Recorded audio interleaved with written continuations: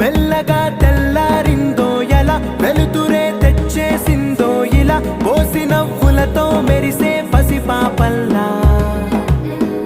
చేదతో బావులలో గలగల, చెరువులో బాతుల ఈతల కళ, చేదుగా ఉన్న వేపను నమిలే వేళ.